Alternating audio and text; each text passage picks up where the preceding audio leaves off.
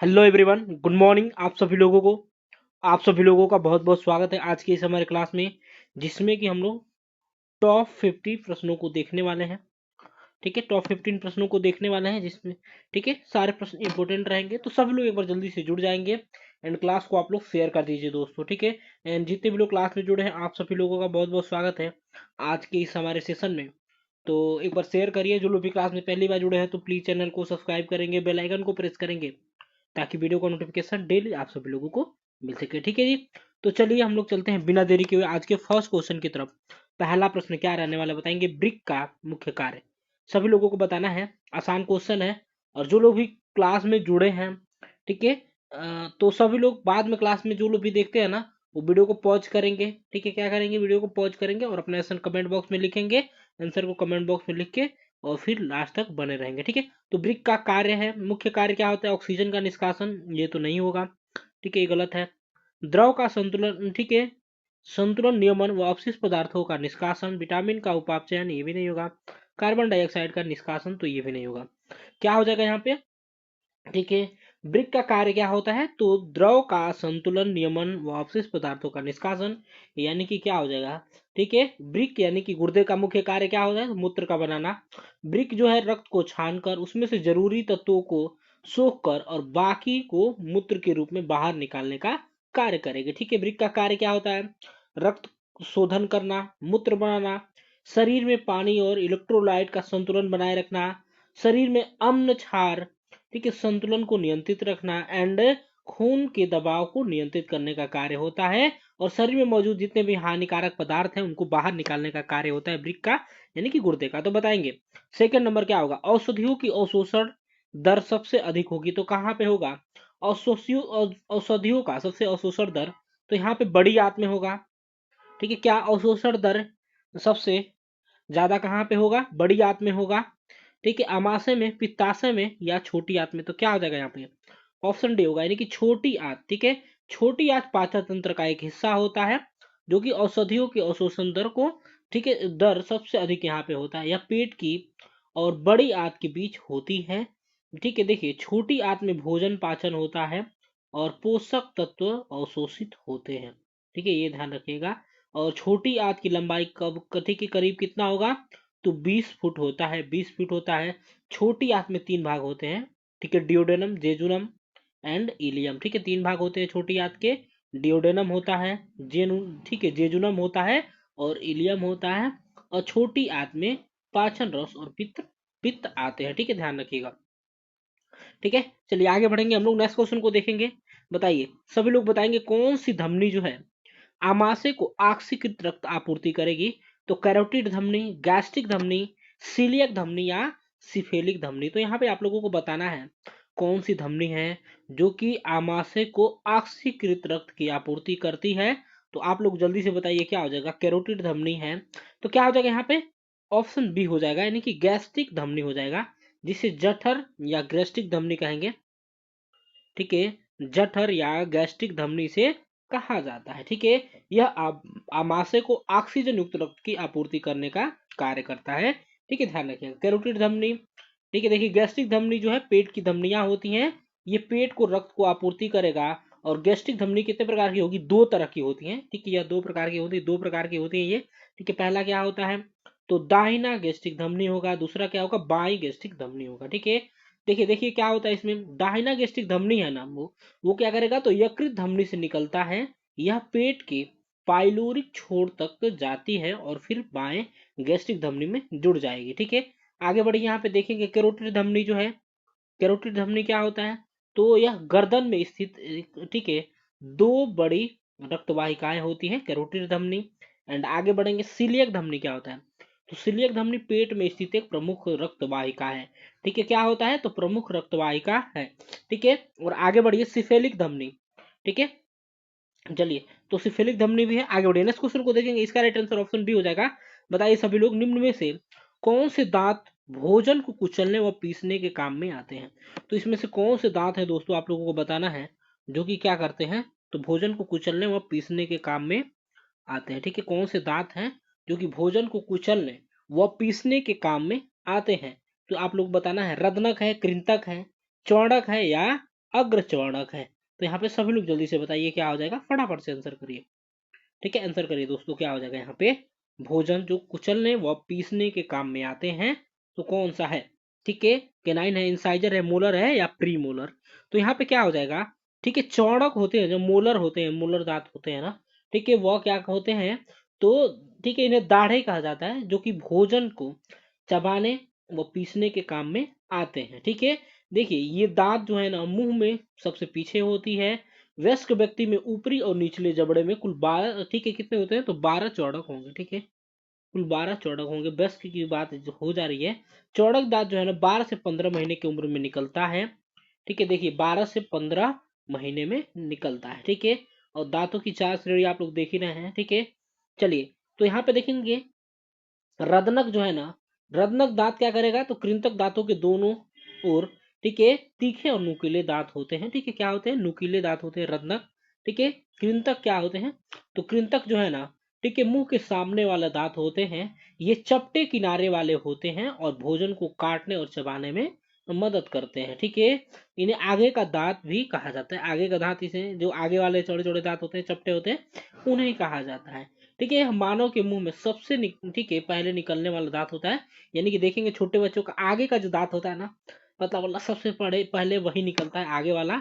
आमतौर पे 6 से 12 महीने की उम्र में यह दांत निकल जाता है। ठीक है, तो ध्यान रखिएगा। और कितने होते हैं, ठीक है, वयस्क में कितने होंगे, तो 8 होते हैं। ठीक है, कृंतक, ठीक है, कितने होते हैं, 8 कृंतक होते हैं वयस्कों में। ठीक है, यहाँ पे अग्रचौड़क जो होते हैं ना, प्रीमोलर, ठीक है, प्रीमोलर जो दो दांत होते हैं, ये दांत केनाइन और मोलर दांतों के बीच में होते हैं।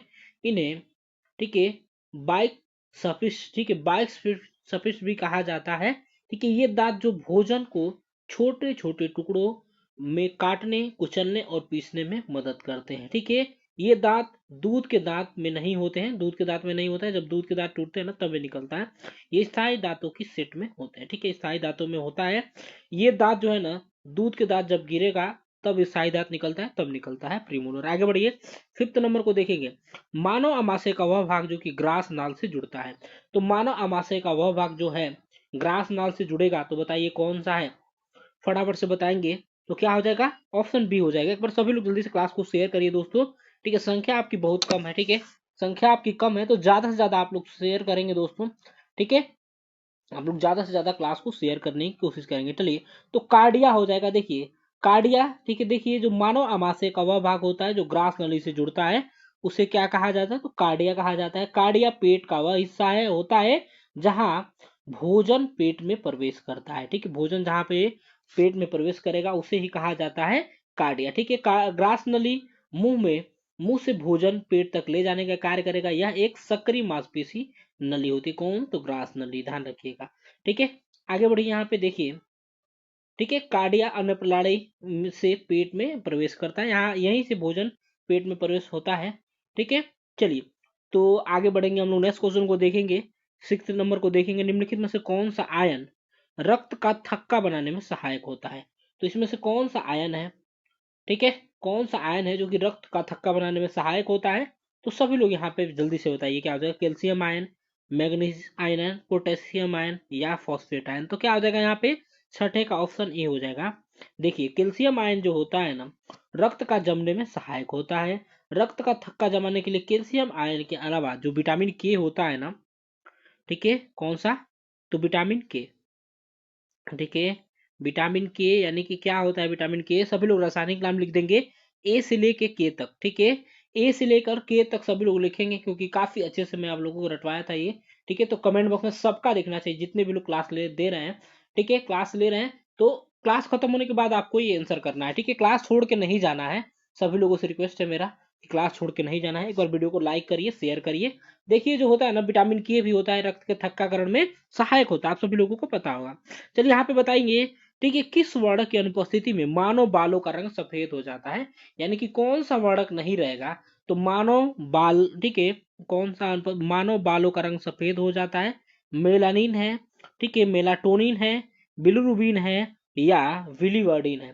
तो यहाँ पे सभी लोग जल्दी से बताएंगे क्या हो जाएगा। ठीक है, सभी लोग बताइए यहाँ पे। ठीक है, तो ऑप्शन क्या हो जाएगा, ए हो जाएगा, यानी कि मेलानिन जब नहीं रहता है ना, मेलानिन, तो इससे क्या होता है, ठीक है, मानव बाल का रंग जो है सफेद हो जाता है। ठीक है, वर्णन की कमी, इनकी अनुपस्थिति के कारण क्या होगा, बाल जो है सफेद हो जाएगा। मेलानिन बालों का रंग तय करता है तथा ठीक है पिगमेंट होता है। ठीक है, उम्र बढ़ने के साथ साथ बालों के रोमों में मौजूद ठीक है मेलानोसाइट कोशिकाएं मरने लगती है, जिससे कि कारण क्या होता है, बालें ठीक है बाल जो होती हैं वो सफेद हो जाती हैं। यहाँ पे ध्यान रखिएगा। ठीक है, और कई सारे वजह हो सकते हैं, जैसे विटामिन B12 की कमी, आयरन, कॉपर, कैल्शियम और फॉलिक एसिड की कमी से क्या होगा, तो बाल जो है सफेद हो जाएगा।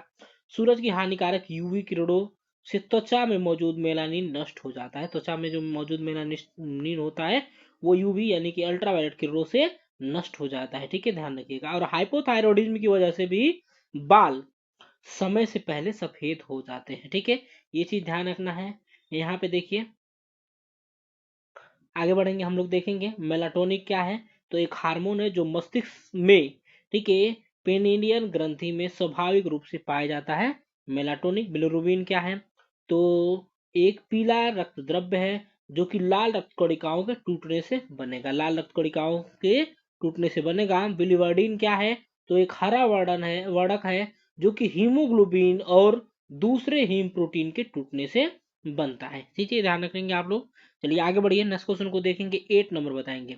ठीक है, ब्रिक की ठीक है मूलभूत क्रियात्मक इकाई क्या है, तो ब्रिक की मूलभूत क्रियात्मक इकाई क्या है, तो यहाँ पे रीनल कार्टेक्स है, नेफ्रॉन है, ये तो सभी लोगों को पता है।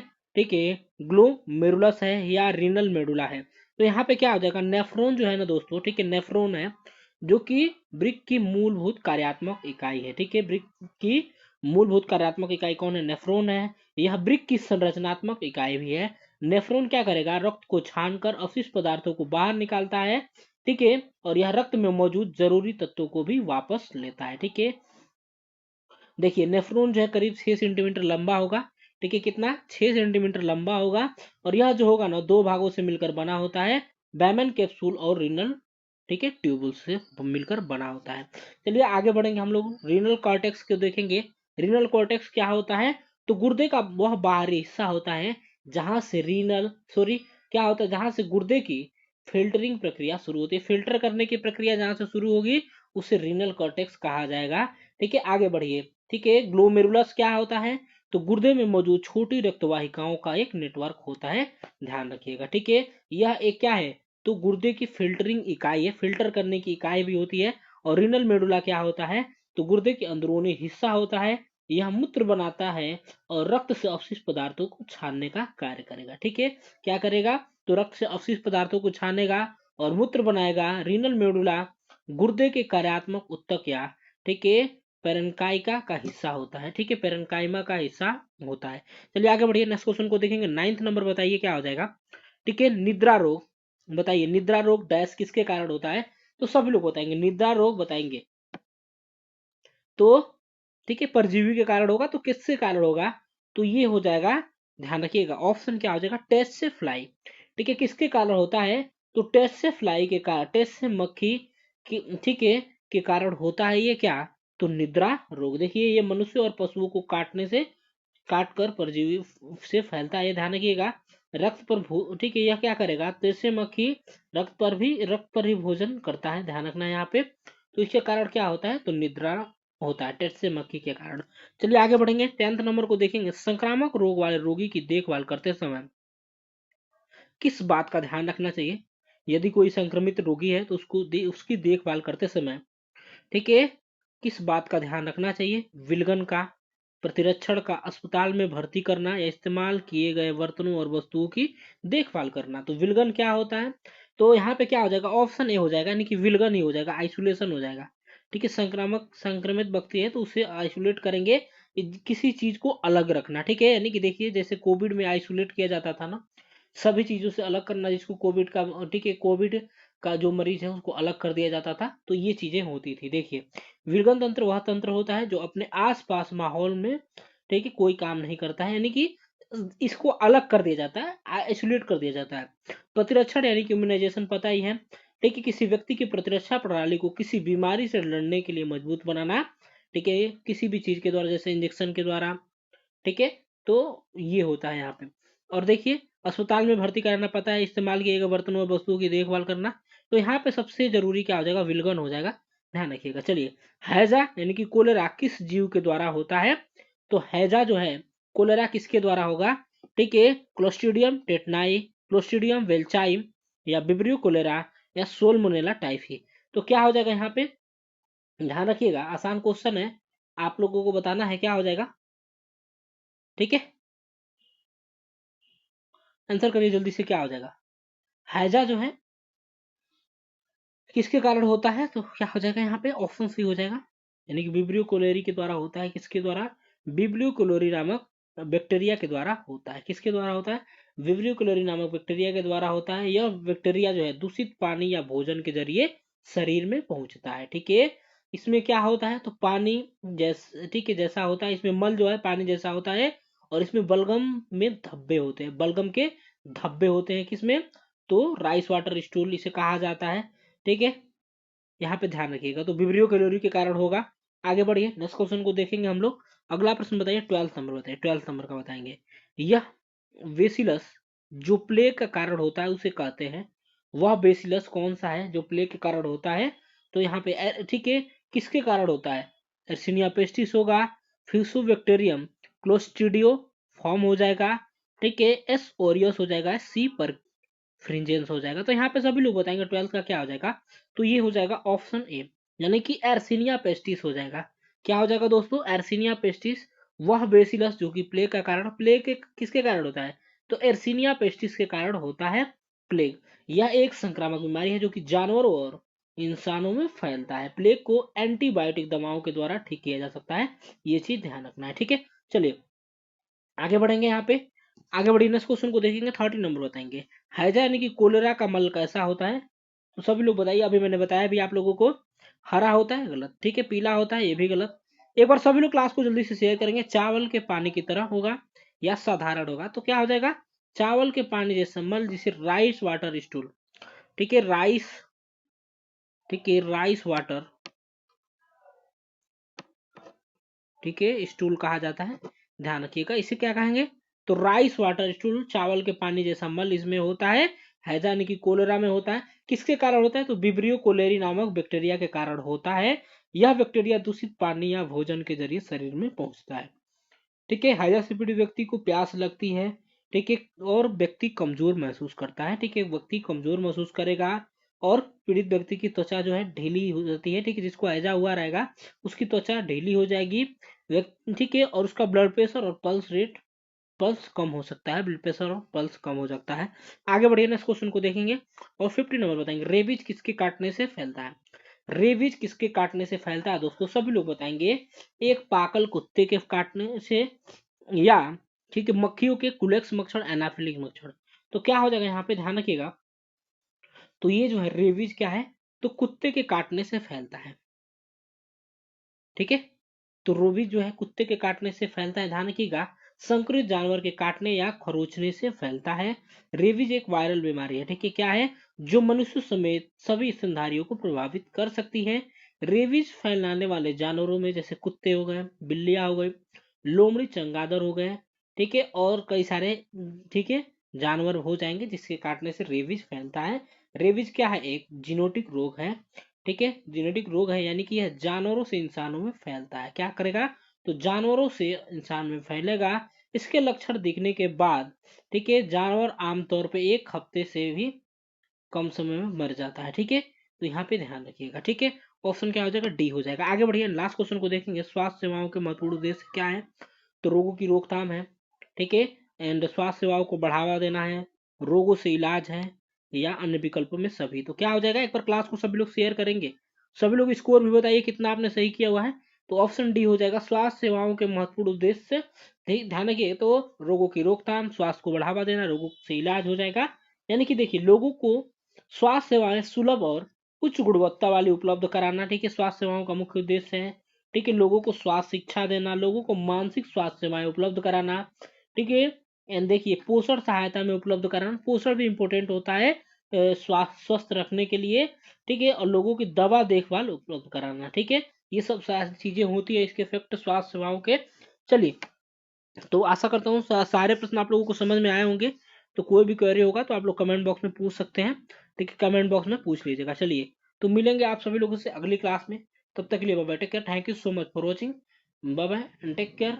अपना अपनों का ख्याल रखें, क्लास को जरूर शेयर करेंगे, और जो चीज़ मैंने आपको वीडियो में पूछा हूँ तो उसको डिटेल पूर्वक आप लोग कमेंट बॉक्स में जरूर लिखेंगे। चलिए, bye bye and take care, thank you so much for watching, have a great day.